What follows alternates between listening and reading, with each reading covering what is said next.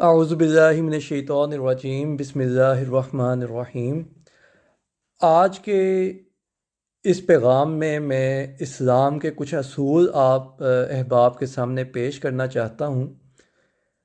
جو حالات دنیا میں ہم دیکھ رہے ہیں، ہم بہت پریشان ہوتے ہیں۔ مسلم دنیا کے اوپر جس طرح مظالم ڈھائے جا رہے ہیں اس سے ہم بہت پریشان ہوتے ہیں، اور عالمی امن جس طرح تباہ کیا جاتا ہے، ہماری پریشانی اور ہمارا اپنے اوپر افسوس مزید بڑھتا جاتا ہے۔ اسی تناظر میں یہ پیغام میں ریکارڈ کروا رہا ہوں تاکہ ہم اس چیز کو سمجھ سکیں اور جو مسئلے کی جڑ ہے اس تک پہنچ سکیں۔ سب سے پہلے تو ہمیں اس چیز کو سمجھنے کی ضرورت ہے کہ ہم ایک مذہبی ماحول میں پیدا ہوتے ہیں، مذہبی گھرانوں میں پیدا ہوتے ہیں، ہم مذہبی تعلیمات کے زیر اثر رہتے ہیں، اور ہمارے اندر جو ایک درد بھی پیدا کیا جاتا ہے اس میں مذہب کی سطح کے اوپر ہمیں جا کر جذباتیت کے تحت وہ درد ہمارے اندر پیوستہ کیا جاتا ہے، جس کی وجہ سے ہمیں ایک مخصوص طبقہ یا ایک مخصوص گروپ جس کو ہم مسلمان کہتے ہیں، ان کے جانی اور مالی نقصان پہ زیادہ افسوس ہوتا ہے بنسبت کسی بھی اور غیر مذہب کے لوگوں کے جانی اور مالی نقصان پہ۔ ہم جو مسلمانوں کا جانی نقصان ہوتا ہے اس پہ ہم قلبلا اٹھتے ہیں، ویر ایز کہ اگر کسی ہندو کا، کسی سکھ کا، عیسائی کا، یہودی کا اس طرح سے جانی نقصان ہوتا ہے مسلمانوں کے ہاتھوں تو ہمیں اس طرح کی پریشانی لاحق نہیں ہوتی۔ تو یہ جو مقام ہے یہ بڑا سوچ کا، سمجھ کا، تفکر کا مقام ہے، جس کو میں اس ویڈیو، اس میسج کے اندر ریکارڈ کروا کے آپ لوگوں کے ساتھ شیئر کر رہا ہوں۔ یہ بات یاد رکھیں، یہ اصولی بات ایک یاد رکھیں کہ اللہ نے خود کو رب العالمین کہا، اللہ نے نبی کریم صلی اللہ علیہ وسلم کو رحمت للعالمین کہا، اللہ نے قرآن کو اور تعلیمات وحی کو الناس کے لیے تعلیمات کہا۔ اس کو کسی بھی گروہ کے ساتھ، کسی بھی فرقے کے ساتھ، کسی بھی جماعت کے ساتھ اللہ نے نہ اپنا تعلق قائم کیا، نہ اپنے نبی کا تعلق قائم کیا، اور نہ اپنی کتاب کا تعلق قائم کیا، بلکہ الناس کے لیے، عالمین کے لیے اپنی رحمتوں کے دروازوں کو کھول دیا اور خود کو بھی رب العالمین کہہ کر اپنا تعارف پیش کیا۔ اچھا، اس سب کو اب سمجھنے کی ضرورت ہے کہ جو لوگ اللہ پر ایمان لاتے ہیں، نبی پر ایمان لاتے ہیں، کتابوں پر ایمان رکھتے ہیں، ملائکہ پر ایمان لاتے ہیں، آخرت پر ایمان رکھتے ہیں، ایک گروپ وہ بن جاتا ہے، اور ایک گروپ وہ بن جاتا ہے جو ان چیزوں پہ اس طرح ایمان نہیں رکھتے۔ لیکن یہ چیز ہمیں سمجھنے کی اشد ضرورت ہے ساتھ میں کہ جو بھی ہے، اگر میں ان چیزوں پہ ایمان لے کر آتا ہوں اور کوئی بندہ ان چیزوں پہ ایمان لے کر نہیں آتا، یہ ان چیزوں کی حقانیت کے اوپر کوئی حرف نہیں پیش کر سکتا، ان کی حقانیت کے اوپر ہم کوئی بھی شک و شبہ نہیں کر سکتے۔ یعنی آپ یہ حقیقت کو سمجھیں، اس بات کو سمجھیں کہ اللہ، رسول، کتب، ملائکہ اور آخرت یہ آفاقی سچائیاں ہیں، یہ آفاقی حقائق ہیں، یونیورسل فیکٹس، یونیورسل ٹروتھس ہیں۔ یعنی ان کو کوئی انسان اگر مانتا ہے اور کوئی انسان اگر نہیں مانتا تو ان سچائیوں پہ کوئی فرق نہیں پڑتا۔ جیسے کشش ثقل ہے، کشش ثقل پہلے دن سے دنیا میں موجود ہے، جب سے یہ دنیا کی تخلیق ہوئی کشش ثقل موجود ہے۔ انسانوں کو جب بھی اس کا پتہ چلا، یہ بات ان انسانی عقل کی دریافت اس دور سے اس کو استعمال کرنے کے قابل ہوئی۔ اس کی حقیقت یہ ہے کہ جب انسان نے اس کو قابو سمجھ لیا تو اس کو اپنے قابو کر دیا، اس کے اوپر اپنا عبور حاصل کر دیا۔ لیکن اس کا مطلب یہ نہیں کہ یہ کشش ثقل اس وقت دریافت ہوئی جب انسان کو پتہ چلا، بلکہ یہ ہمیشہ سے تھی۔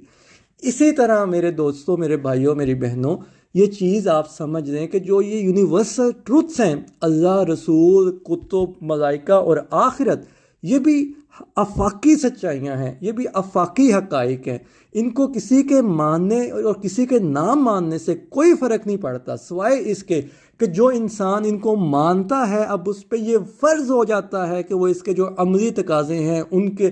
بروئے کار لاتے ہوئے جو اس کے ریکوائرمنٹس ہیں، جو اس کے مقاصد ہیں، ان کو پورا کرے۔ جیسے میں نے پہلے عرض کیا کہ کشش ثقل جب انسان نے دریافت کر لی، انسان نے اس کو اپنے کنٹرول میں کرنا شروع کر دیا، جو اس سے فائدہ اٹھانا شروع کر دیا، اس سے نت نئے ایجادات کے دروازے کھل گئے، اس سے انسان کی زندگی میں ایک ارتقاب پیدا ہو گیا۔ تو یہی یہ چیز ہے کہ جیسے جیسے آپ کوئی بھی یونیورسل ٹروتھ، یونیورسل فیکٹ آپ کے اوپر آشکار ہوتا ہے، تو آپ کا کام یہ ہے کہ آپ نے اس کو اپنے بروئے کار لا کے اس کا فائدہ پوری انسانیت کے سامنے پیش کر دینا ہے۔ تو یہ جو چیز ہے، یہ بہت بڑی ایک کہہ دیں کہ ایک ذمہ داری ہے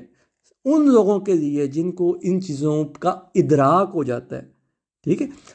یہ بات سمجھ لیں کہ جن لوگوں نے، میں نے، آپ نے، یا جن لوگوں نے بھی اللہ، رسول، آخرت، ملائکہ اور کتب پہ ایمان لے کر آئے ہیں، ان کے لیے یہ فرض ہو گیا ہے کہ انہوں نے انسانیت کے فائدے اور انسانیت کی بھلائی کے لیے کام شروع کر دینا ہے۔ وہ معاشرے تشکیل کرنے ہیں جس میں انسانیت کو برابری کا سلوک ملے، توحید قائم ہو، اللہ کی بڑائی قائم ہو، اللہ کا جو نظام ہے، جو قدرت کا خارجی کائنات میں نظام ہے، جس طرح سے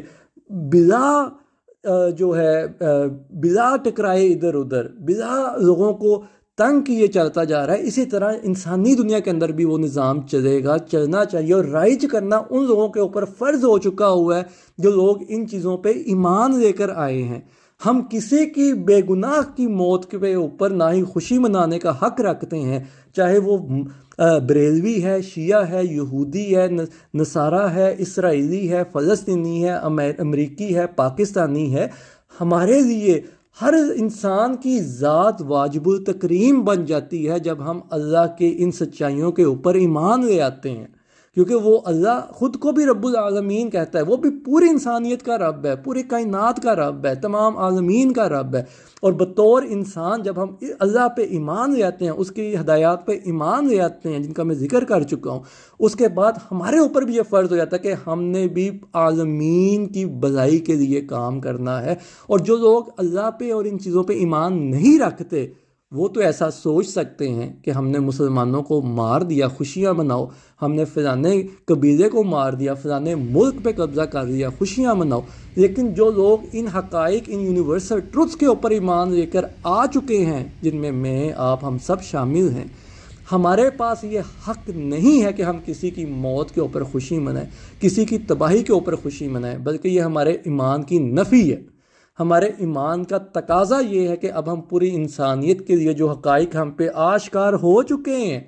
توحید، جس میں سب سے بڑی دنیا کی حقیقت توحید ہے، کہ توحید جس طرح خارجی کائنات میں نافذ العمل ہے، انسانی دنیا میں بھی توحید کی بنیاد کے اوپر معاشرے قائم ہوں گے تو انسان امن، امان اور بلا خوف اور بلا حزن کے رہ سکتا ہے۔ اللہ تعالیٰ نے جگہ جگہ پہ قرآن پاک کے اندر جہاں پہ یہ فرمایا ہے کہ تم وحی کی پیروی کرو، بہت سے مقامات کے اوپر فرمایا کہ جو لوگ وحی کے اوپر کاربند ہوں گے، وحی کے اوپر پیروی کریں گے وحی کی، لا خوف علیہم ولا ہم یحزنون، ان کے اوپر نہ کوئی خوف ہوگا، نہ کوئی حزن ہوگا ان کے اوپر۔ یعنی یہ اتنا بڑا اللہ کا وعدہ آپ کے ساتھ ہے، میرے ساتھ ہے، اس کائنات کے ساتھ ہے، اس دنیا کے ساتھ ہے، عالمین کے ساتھ ہے، کہ جو بھی وحی کے تابع ہوگا اس کی زندگی بہترین زندگی ہوگی۔ تو یہ چیزیں ہمارے اوپر فرض ہو چکی ہوئی ہیں ہمارے ایمان کے ساتھ کہ ہم ان کے لیے اپنے آپ کو پیش کریں، ان کے تقاضوں کو سیکھیں، اور دنیا میں جو حالات و واقعات ہو رہے ہیں ان کو اسی تناظر میں دیکھیں